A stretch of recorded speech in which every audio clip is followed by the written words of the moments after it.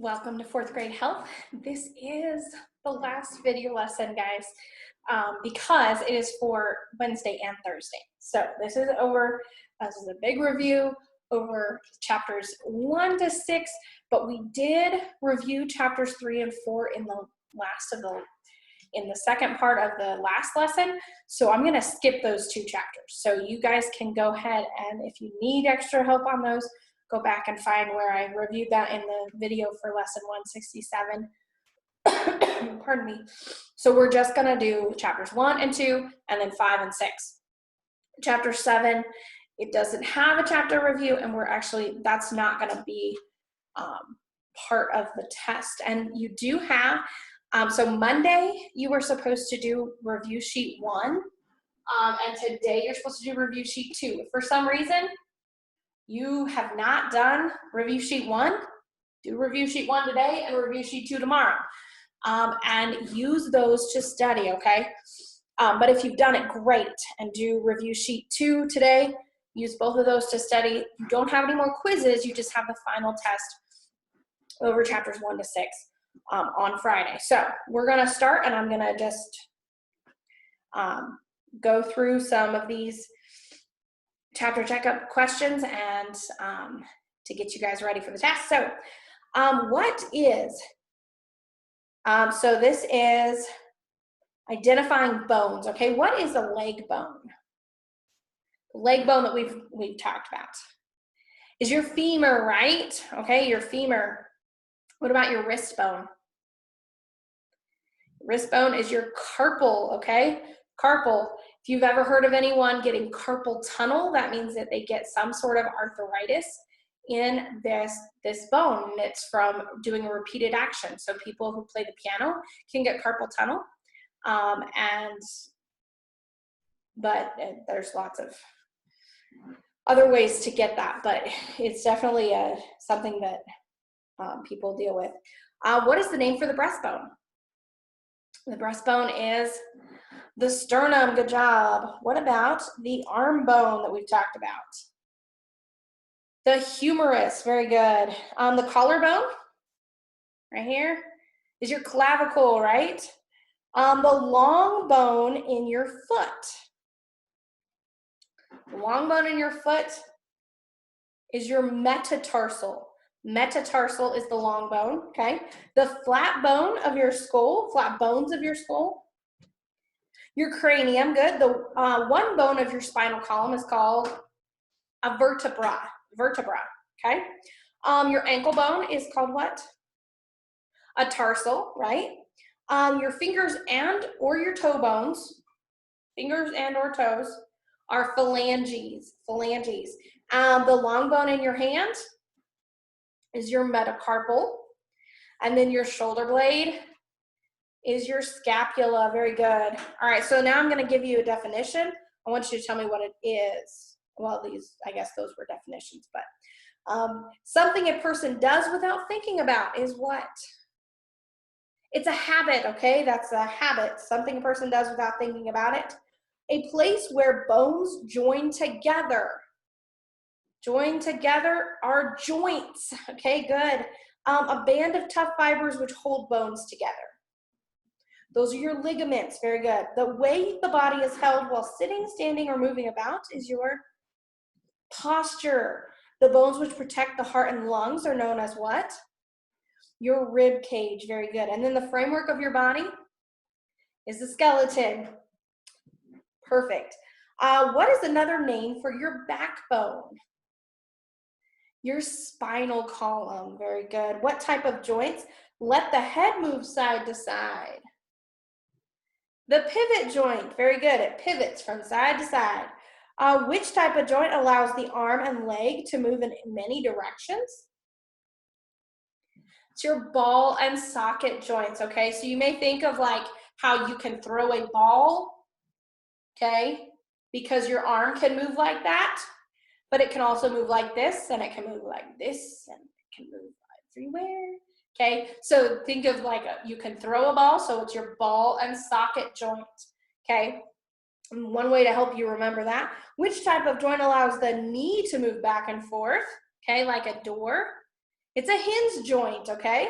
So like a door, that helps to know that. Why is good posture important, okay? So why is good posture important? What does good posture do for you? Allows your bones and your muscles to grow properly, helps you breathe better, look better, feel better, have more energy. Poor posture can cause them to grow bones to grow improperly, can cause rounded shoulders, a flattened chest, or the wrong kind of curves in the spinal column. Can also cause a lack of oxygen, poor circulation of blood. It can also have foot problems, back trouble, headaches. There's lots of things. So that's just a rundown of some of them. All right. Now we're on to muscles. A muscle at the back of the upper arm is called what? Your triceps. They're at the back of your upper arm. And what about what's at the muscle at the front of your upper arm? Your bicep, okay? So when you turn your arm over like this, the tricep actually is sitting on the bottom and the bicep's on the top, but when you have it turned like this, it kind of is like here and here. So it's kind of weird like that. A facial muscle that raises the eyebrows. Am I scaring you yet? Frontalis. This is your frontalis, okay? A muscle which extends from the cheek to the chin. What is this muscle? The masseter. Masseter, very good.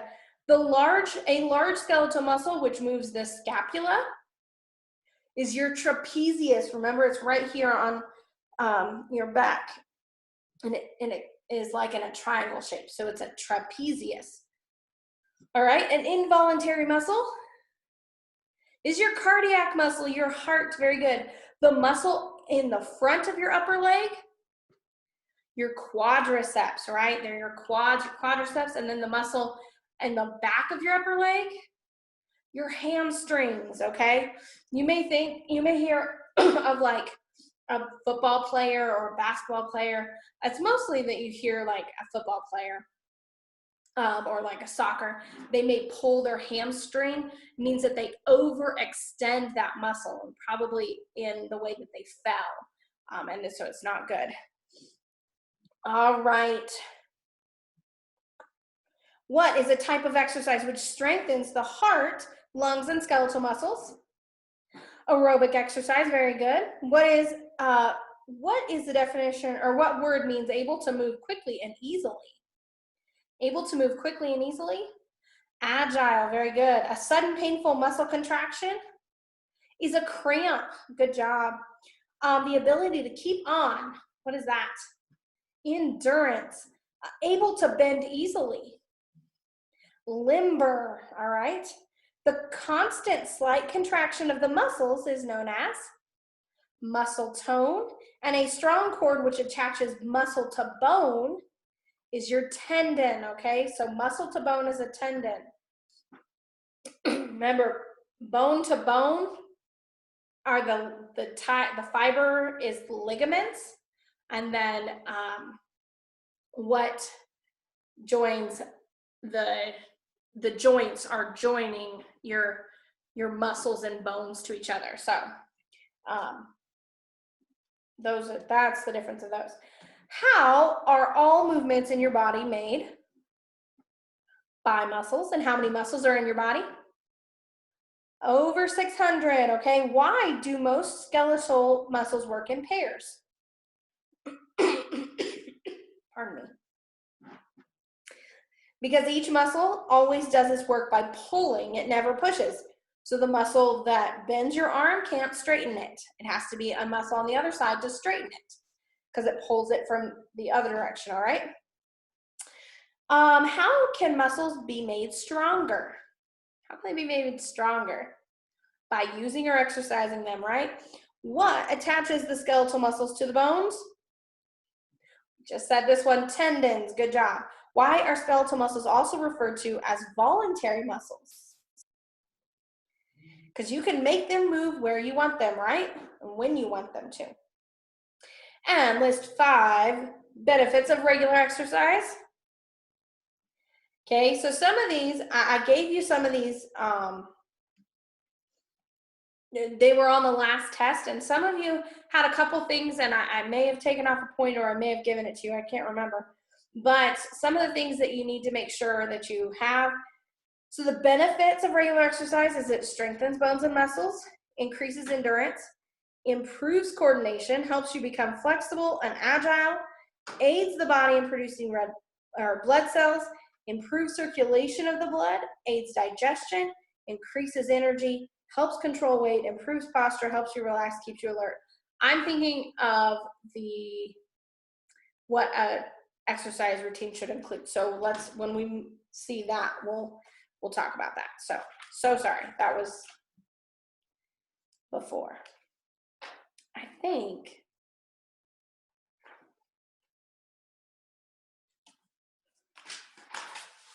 wonder if that was chapter 3. Nope, must be in a little later. Okay.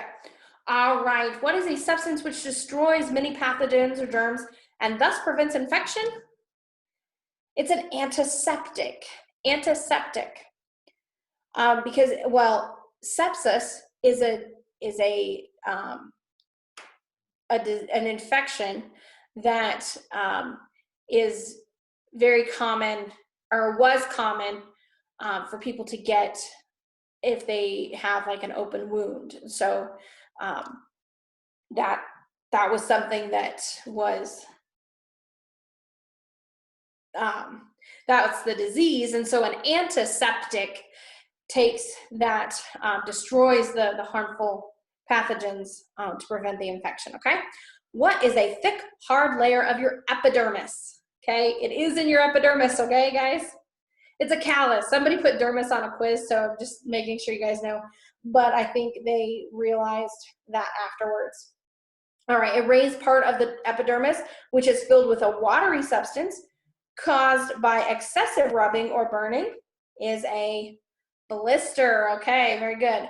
The layer of skin beneath the epidermis is the epidermis. Good. A little sac in the dermis in which the root of a hair grows. The hair follicle, very good. A dark colored pigment, which gives the skin a brownish color.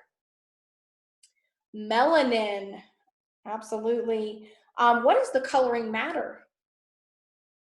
What is the coloring matter? It's pigment, not why, doesn't matter. Okay, the coloring matter is pigment. An oily substance produced by the oil glands in the skin is called sebum. Sebum is the oily substance. The fatty layer of skin that stores energy is your subcutaneous layer. That's your third layer of skin. What is a cream or lotion which screens out harmful ultraviolet rays? Sunscreen, very good. And then what is a gland located in the dermis which helps to control the body temperature, helps to remove excess body wastes? Those are your sweat glands, very good. What layer of skin includes hair and nails? Epidermis. What are the 4 signs of infection? Redness, swelling, pus, throbbing pain. You guys did very good on that on the test. I saw that. What is the most harmful result of overexposure to the sun? Skin cancer. And why is the condition of your skin often an indication of your overall health? Many diseases and disorders are visible on your skin. And what are 5 different functions of the skin? Okay. Prevents dryness, helps control body temperature, keeps out bacteria, heals injuries, stores energy, produces vitamin D, and gathers information. Like when you touch something, you say, oh, that's a little cool, or that's hot. Okay, all right. Last section, we'll go through this. During hot weather, you should bathe how often? Every day. Good job. You should trim your nails when they are what? Wet. You may have thought I said wet, but I said what, but you should file your nails when they are dry. The hardened skin around a nail is known as the cuticle, and a torn cuticle, which becomes sore, is a hangnail. A skin disease which causes sores between the toes and on the soles of the feet is known as athlete's foot. Good job. 2 nutrients which are necessary for healthy skin, hair, and nails are what? Protein and vitamin A. Good job. To look well dressed, your clothes must be what? 2 things. Clean and neat. Okay, good job. Good hygiene helps to prevent the spreading of what? Diseases. And where does cleanliness begin? At home. Okay, which part of your body needs to be washed most often? Your hands. Yep. Which nutrient does your body change into vitamin A? Keratin. Keratin. Good. How can ingrown toenails be prevented? By cutting your toenails properly and by wearing shoes that fit well. All right, and how should your toenails be cut? Straight across, not rounded, right? Okay, why should you dampen your hair before applying shampoo? You use less shampoo and it's easier to rinse your hair out. Why should you not comb your hair when it's soaking wet? Wet hair stretches and breaks easily. And how does keeping the kitchen clean help prevent the spread of disease? Harmful bacteria spread easily from unclean surroundings to the food, okay? And last question, what is a good motto for keeping a room neat and clean? What was that motto that we talked about?